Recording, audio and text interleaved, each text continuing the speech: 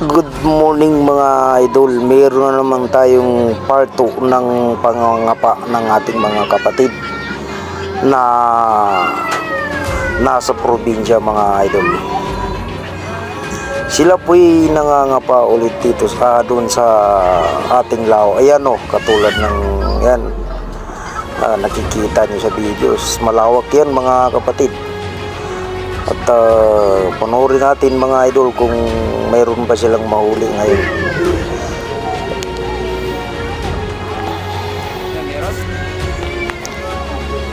Tignan nyo mga idol, hinuhukay yung isda kasi nasa ilalim.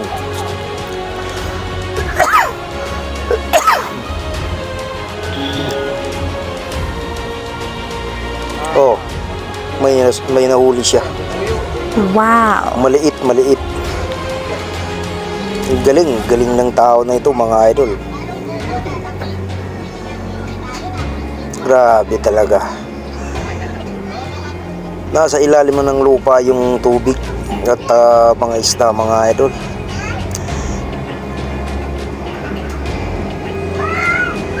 Kaya pala hindi basta-basta mauubos yung mga isda mga idol, kasi pag bumababa na yung tubig dahil sa El Nino o tagtuyo, ayan,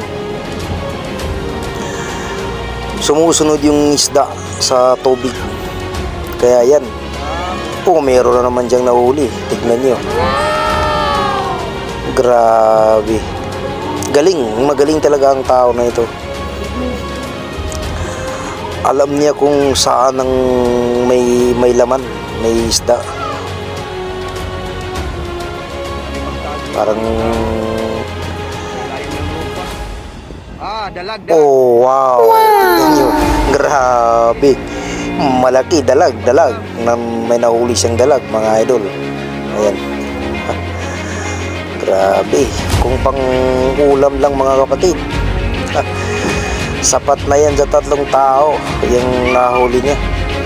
Pero panoorin natin hanggang sa dulo ng videos na ito kasi baka mayroon pa siyang nahuli. Grabe.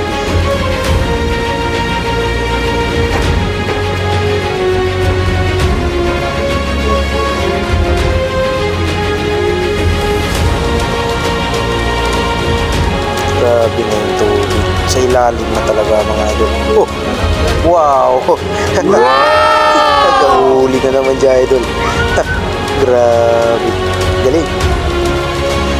Galing talaga ng tao na ito.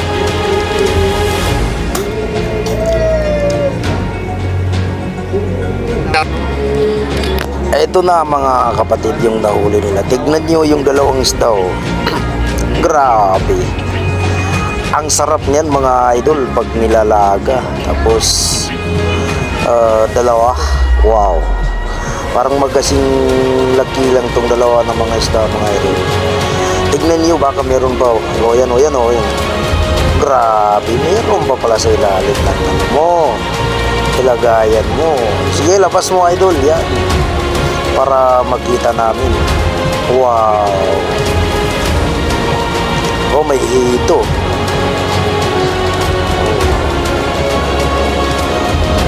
Sarap yan mga idol.